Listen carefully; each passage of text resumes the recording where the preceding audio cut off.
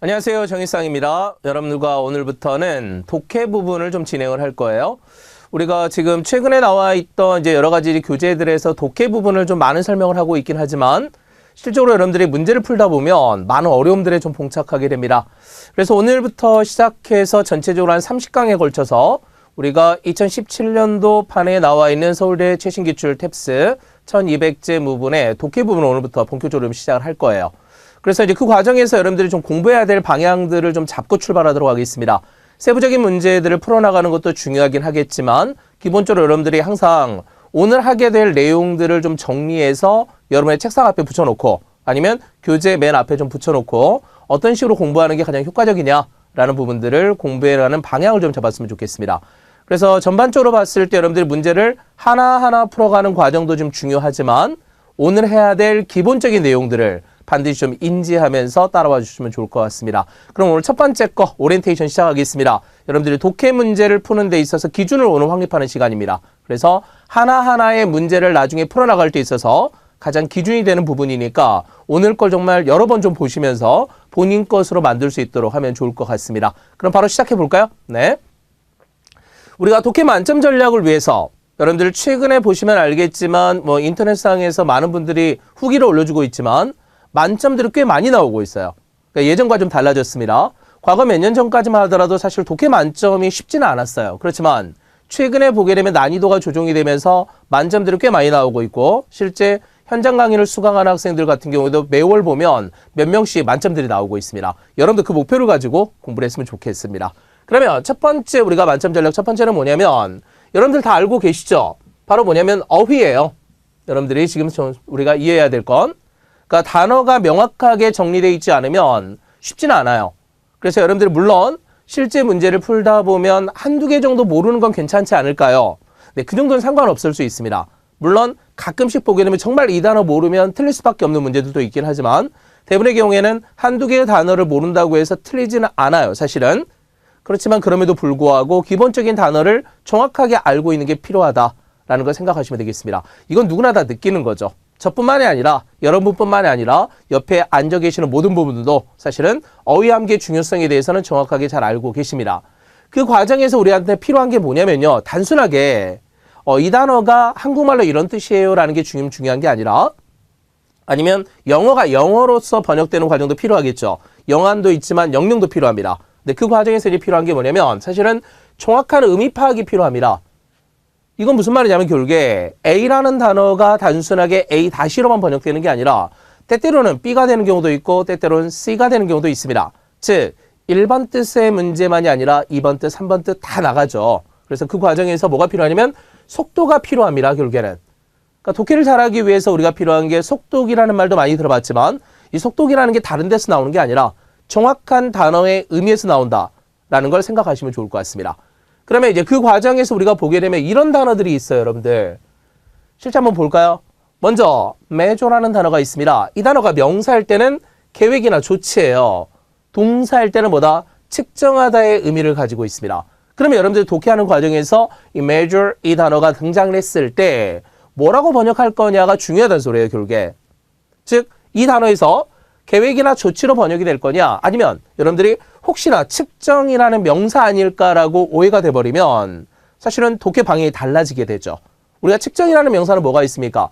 이 measure에 MENT가 붙어서 measurement 이 단어가 측정이라는 단어예요. 다음 또 하나 볼까요? 우리가 이 sanction 이 단어가 있는데요. 이 sanction도 마찬가지입니다. 때때로 이제 명사일 때는 제재라는 의미로 쓰이고 있고요. 그 다음에 동사일 때는 승인하다라는 의미가 또 들어갑니다. 그러다 보니 우리 승인이라는 명사로 주로 쓰이는 게 뭐가 있었다? 바로 sanctioning, ing를 붙이는 거였습니다. 그다음에 마찬가지로 rule이라는 동사도 마찬가지예요. 명사할 때 규칙이지만 동사할 때는 뭐였어요? 주로 법정과 관련돼서 말할 때 판결하다의 의미가 포함이 되더라. 또 한 가지 역시 마찬가지 compromise의 의미도 마찬가지. 우리가 타협이라는 뜻도 있지만 또 뭐가 있다? 그렇죠. 바로 승인하다의 의미도 갖고 있지만 손상시키다의 의미까지 포함됩니다. 그래서 다시 가면 compromise의 의미가 다시 타협이라는 뜻도 있으나 바로 이제 손상시키다의 의미도 포함된다. 그래서 여기까지 우리가 좀 볼 필요가 있겠습니다. 그러니까 이런 단어들을 우리가 얼마만큼 정리가 잘 돼 있느냐라는 게 핵심이라는 거죠. 그래서 단순하게 다시 말씀드리면 단어의 의미를 외워가는 것도 필요하다. 그러나 그 과정에서 정말 중요한 건 뭐냐면 정확한 의미 파악이 필요하다는 거. 두리뭉실하게 단어로 외워놓는 거는 오히려 방해를 해요. 그래서 정확하게 어떤 의미로 쓰이고 있는가를 빨리 인지하는 게 제일 중요하다고 생각하시면 좋겠습니다. 그래야 우리가 실제 이 속도도 올라가는 거예요. 문제가 그냥 풀리는 게 아니라. 그래서 첫 번째 만점 전략, 어휘라는 거. 그 중에서 정확한 의미를 파악하는 게 제일 중요하다라고 생각하시면 좋겠습니다. 다음 두 번째 전략이 있습니다. 바로 뭐냐면 구문훈련이에요. 사실 우리가 가끔씩 이제 독해를 하다 보면, 특히 이제 수업을 하다 보면 학생들한테 이런 질문을 받습니다. 제가 좀 문법이 약해요. 어렸을 때부터 문법을 해본 적이 없습니다. 그래서 좀 독해가 안 되는 걸까요? 라는 질문을 많이 받게 됩니다. 물론 일부 필요하긴 합니다. 문법이라는 게. 그렇지만 대부분의 경우에는 사실은 기본적으로 문법이 있긴 있어야 되겠으나 구문에 필요한 문법만 필요해요.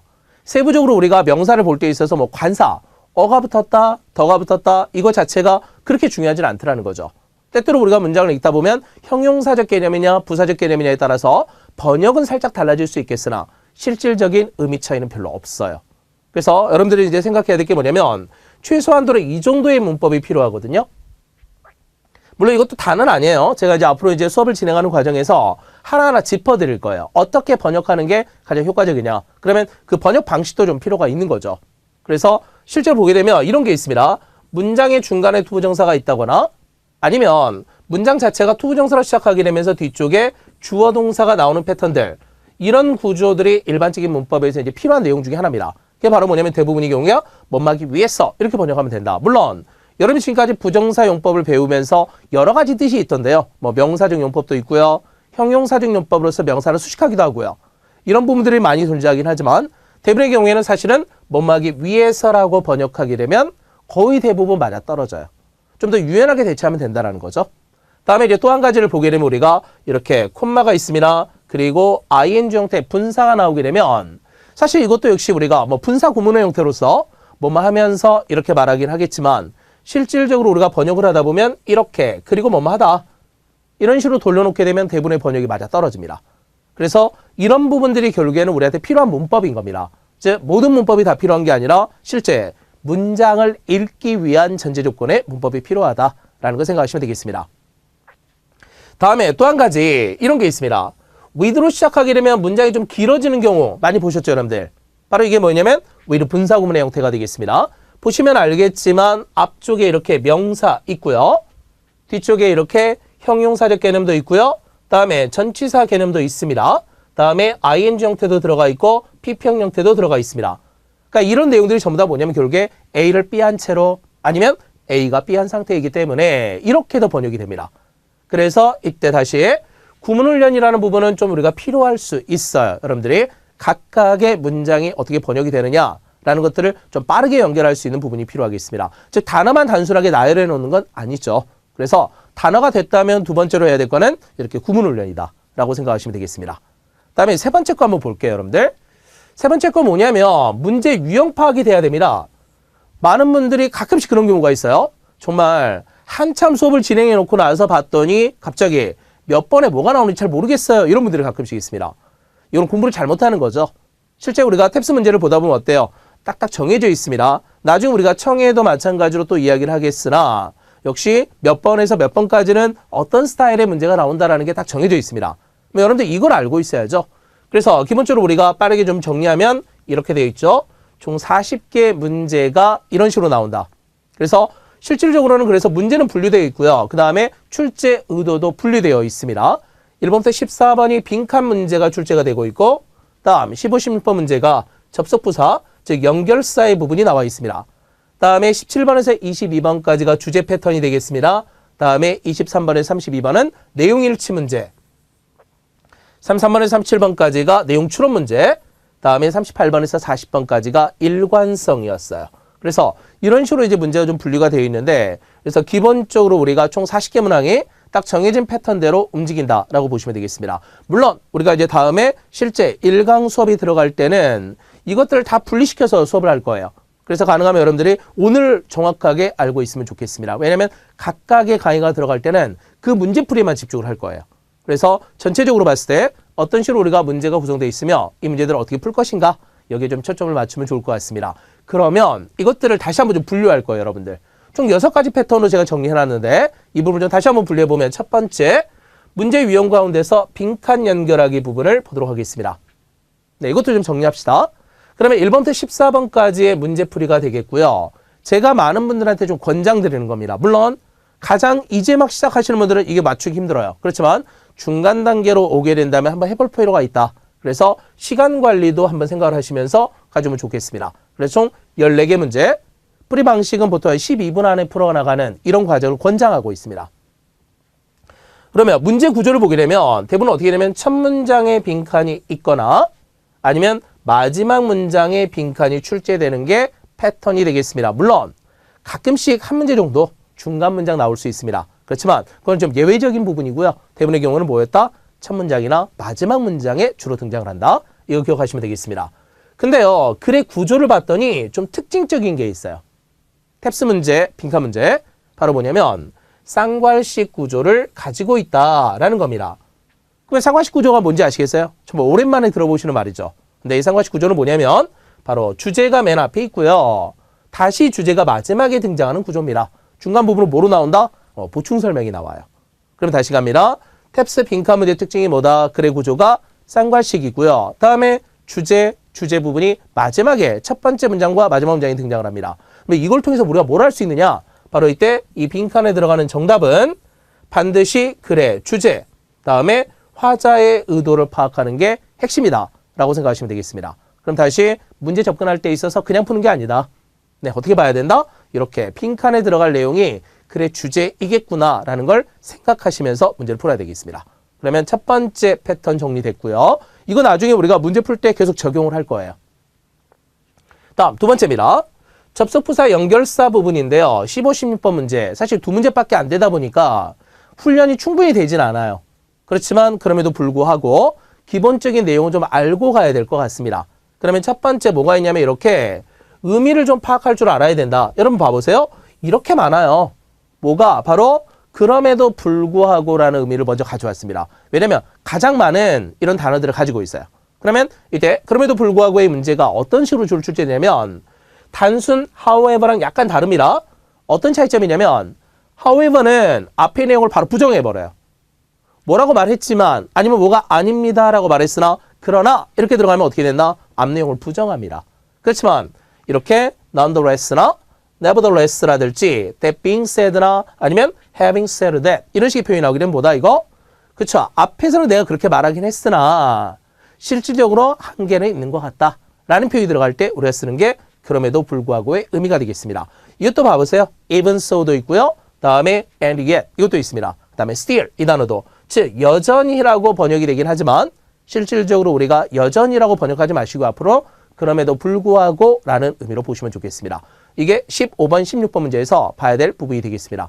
반드시 해야 될 게 뭐다? 결국에는 이렇게 연결사의 의미를 내가 얼마만큼 잘 파악해 놨느냐라는 게 제일 중요한 부분이 되겠습니다. 다음 형태를 한번 보도록 할게요. 다음에 우리가 17번에서 22번까지가 보통 이제 주제 유형입니다. 사실 우리가 주제 찾기 문제는 디테일한 세부 사항이 중요하지는 않죠. 네, 전체적인 주제가 뭔지, 이 사람의 의도가 뭐다, 이것만 파악이 되면 돼요. 그래서 우리한테 필요한 게 뭐냐면 약 4분 정도 안에 문제를 푸는 게 가능할 수도 있다라는 겁니다. 연습을 꾸준하게 하셔야 되겠습니다. 일부러 시간 타이밍을 잡아놓은 이유는 뭐냐면 특히 고득점으로 올라가는 데 있어서 이 시간대를 좀 지켜주는 게 좋습니다. 가능하면. 그러면 이때 우리가 해야 될 게 뭐냐면 글의 전체 주제가 어떻게 됩니까? 그리고 또 역시 마찬가지 화자의 의도는 무엇입니까? 이걸 찾으라는 겁니다. 대부분의 글의 구조를 봤더니 두 갈식 구조를 가지고 있습니다. 즉 주제가 어디에 있다? 그쵸, 상단에 위치한다. 이렇게 생각하시면 되겠습니다. 물론 한두 문항의 예외가 있어요. 특히 이제 최근 추세를 보게 되면 메인 아이디어 문제에서 난이도를 높이는 방식이 존재합니다. 그게 바로 뭐냐면 바로 미괄식 형태로 제시하는 문제가 한두 문항 있다. 이것만 조심하시면 좋겠습니다. 실제 나중에 우리가 문제를 풀어나가면서 이 부분을 계속 지적을 해드릴 거예요. 주제 부분이 어디에 있는가라는 것들을 빠르게 판단하는 게 제일 중요한 부분이 되겠습니다. 제일 중요한 건 그래서 전체 주제를 얼마만큼 빨리 인지하느냐라는 게 제일 중요하고요.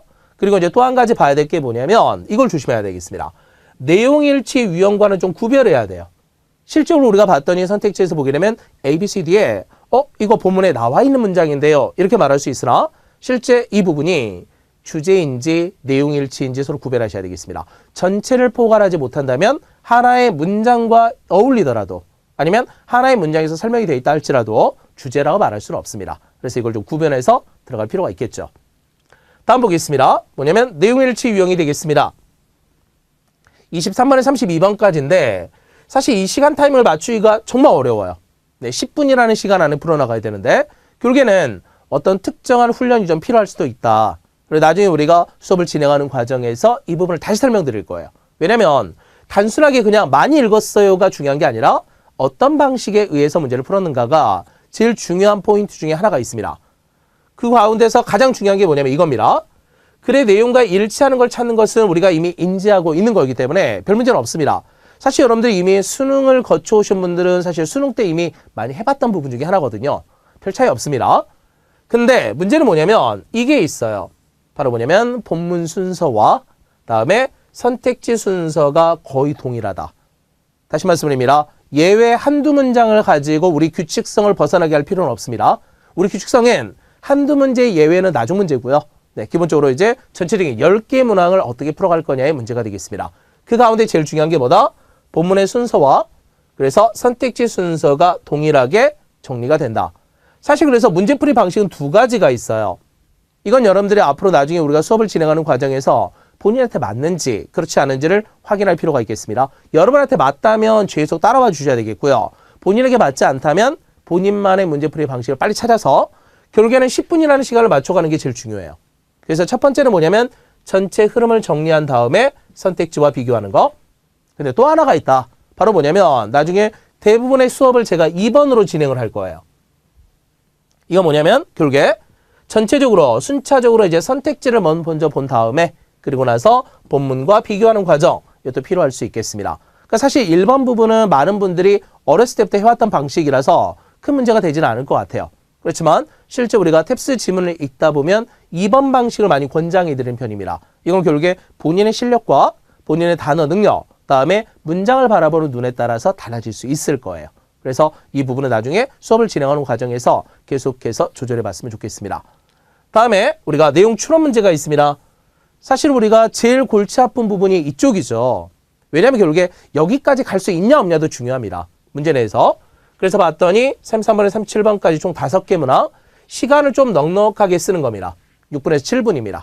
그러면 이 과정도 좀 필요한데 사실 글의 구조를 봤더니 어떻게 돼 있냐면요. 주로 미괄식입니다.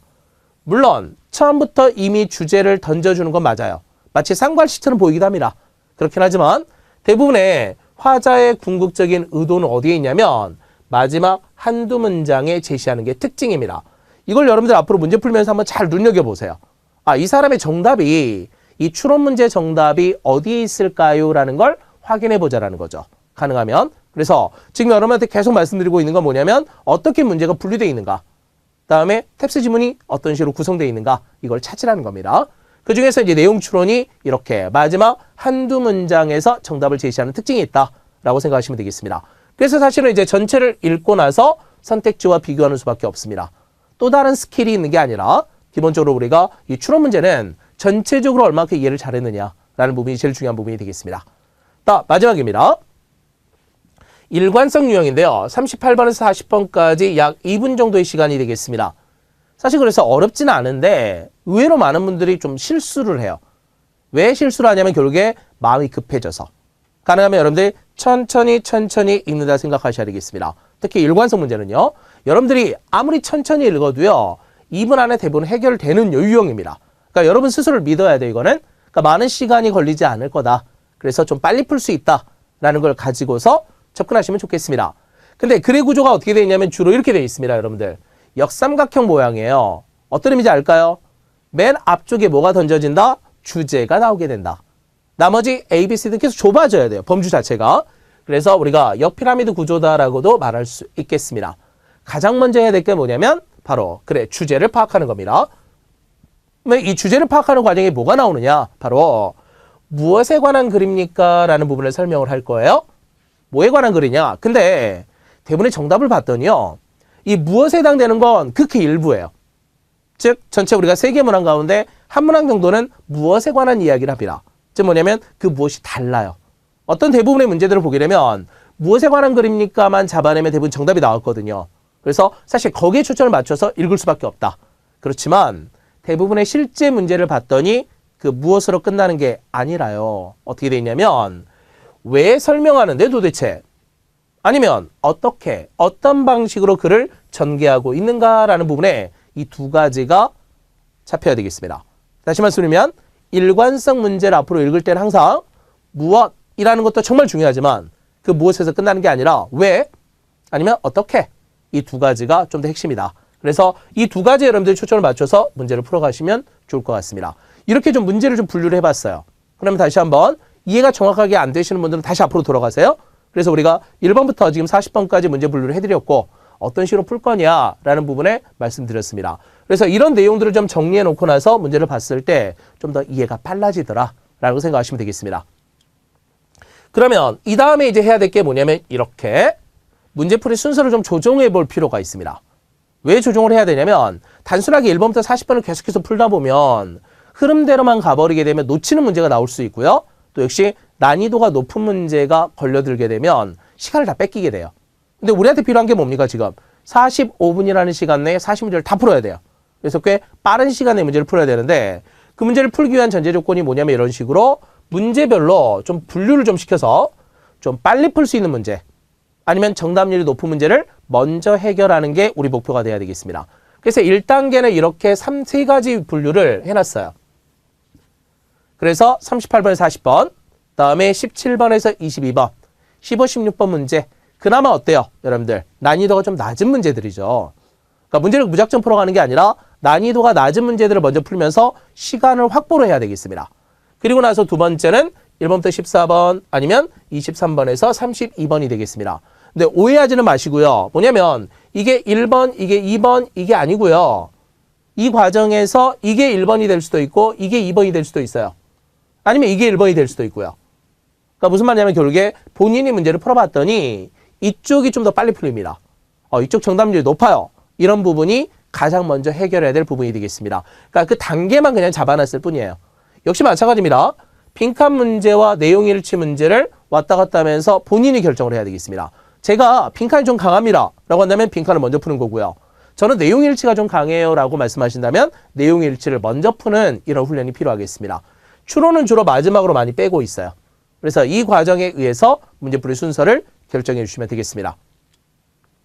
다음은 뭐냐면 정답과 오답이라는 부분도 좀 잘 보셔야 돼요, 여러분들. 우리가 탭스 문제를 풀다 보면 정답에 굉장히 집착하시게 됩니다. 그러다 보면 뭐가 어떤 현상이 발생하냐면 결국에 꼭 2개가 남아요. 그쵸? 여러분들 실제 문제 풀다 보면 분명히 2개는 제거 확실하게 됐어. 근데 2개가 남아 있습니다. 그러면 이 2개를 어떻게 해결하실 거냐가 항상 관건이거든요. 그때 우리가 봐야 될 게 뭐냐면 정답의 기준을 설정할 필요가 있다.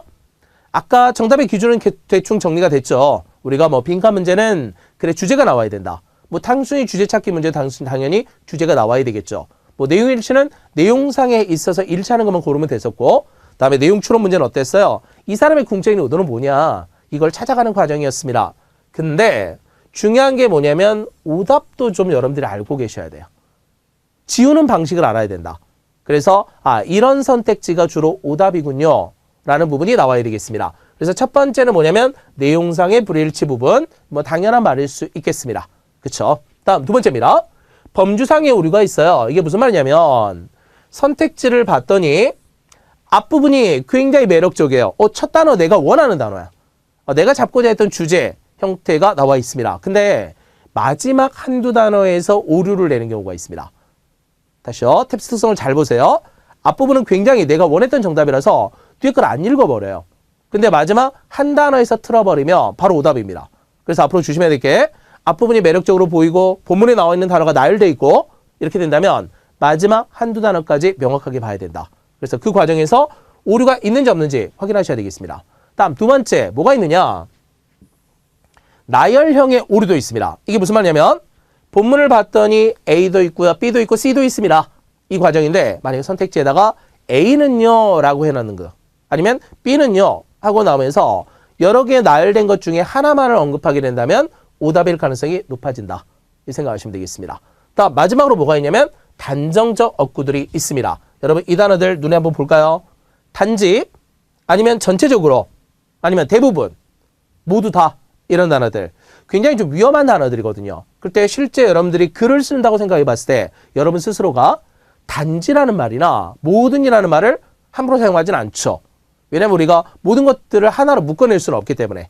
그래서 가능하면 이런 단정적 어구들도 오답에 해당된다라고 생각하시면 되겠습니다. 그래서 이런 것들이 결국에는 우리가 역시 정답과 오답을 가를 때 기준이 된다라고 생각하시면서 오답도 명확하게 알고 계셔야 되겠습니다. 자, 마지막입니다. 시간 관리 연습을 해야 되는데 뭘 해야 되냐면 우리가 처음에는 여러분 한 5문항 단위로 움직여야 돼요. 왜냐면 우리가 집중력을 키우는 것도 훈련이에요. 다시 말씀드리면 한 문항에 1분이요 라는 건 의미가 없다. 한 문항에 1분에 풀어내야 된다는 건 초반에 약간의 훈련은 될 수 있겠으나 실질적인 훈련은 되지 않아요. 그래서 가능하면 여러분들이 5문항 단위, 10문항 단위, 15문항 단위로 움직이면서 양을 좀 늘려가는 게 제일 중요한 부분이 되겠습니다. 그래서 초반부터 무리하지 마시고요. 맨 처음에 한 5개 정도 풀자. 다음에 두 번째는 10문항, 다음에 세 번째가 15문항으로 실전 연습하자라고 생각하시면 되겠습니다. 근데 이 과정에서 이제 뭘 해야 되냐면 결국에는 우리가 15분 이내 15번, 즉 15번 문제까지 쭉 가는 게 제일 필요합니다. 그래서 만약에 중간에 어렵다라고 한다면 건너뛰는 연습도 필요해요. 즉 여러분들이 문제를 딱 봤더니 이거 단어가 너무 어렵고요. 아니면 내용이 너무 어렵습니다 라고 한다면 그 문제를 버리고 다음 문제 넘어가는 것도 필요해요. 그래서 궁극적으로 우리가 해야 될 게 뭐냐면 15분이라는 시간 내에 1번부터 15번까지 중간에 하나, 두 개를 버리더라도 15번까지 다 풀었다라는 느낌을 갖는 게 제일 중요한 부분이 되겠습니다. 그러니까 이 훈련을 통해서 여러분들이 해야 될 게 뭐냐면 버리는 훈련, 다음에 풀어야 되는 훈련, 이것들을 통해서 전체적으로 우리가 45분 이내 40문항을 다 풀어나가는 이런 과정이 필요하겠습니다. 그래서 이 훈련 과정에 의해서 시간 관리까지 볼 필요가 있겠죠. 그래서 이제 궁극적으로 다시 한번 정리합시다. 결국에는 이 말씀을 드리고 싶었던 거예요. 첫 번째는 뭐냐? 결국에 단어. 대신에 단어라는 게 단순하게 1대1로 대응되지는 않더라. 아시죠? 결국에 두 가지 뜻, 세 가지 뜻이 있을 때 정확한 의미 파악을 어떻게 할 거냐라는 부분이 제일 중요합니다. 다음에 두 번째 해야 될 게 뭐냐면 문장 구문 훈련이 좀 필요하다라고 보시면 되겠습니다. 결국에 이제 우리가 디테일한 문법이 중요한 게 아니라 전체 문장을 구성하는 데 있어서 필요한 이런 문법들이 필요할 수 있습니다.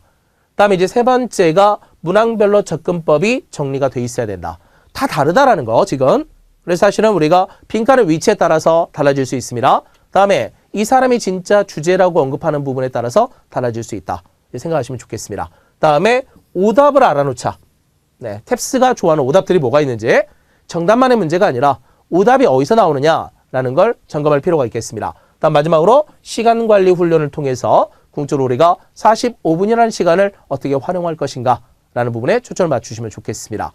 이런 방식으로 우리가 이번에 독해 부분에 대해서 만점을 위해서 또 공부를 해볼 거예요. 그래서 여러분들이 문제 풀 때 있어서 단순하게 문제량을 많이 늘려봤습니다 라는 건 별로 중요하지 않다. 결국에는 하나하나의 문제를 어떻게 풀 것인지의 기준을 잡아놓고 따라와 주면 좋겠습니다. 그래서 우리가 다음 이제 총 30강에 걸쳐서 전체적인 문제를 좀 풀어갈 겁니다. 총 240문항밖에 안 되긴 하지만 실제 굉장히 많은 분량이라 생각을 해요. 그래서 이 문제들을 푸는 기준을 정확하게 잡아드릴 테니까 전체적으로 하나하나 세밀하게 좀 보도록 합시다. 혹시나 본인이 맞았다고 해서 넘기지 마시고요.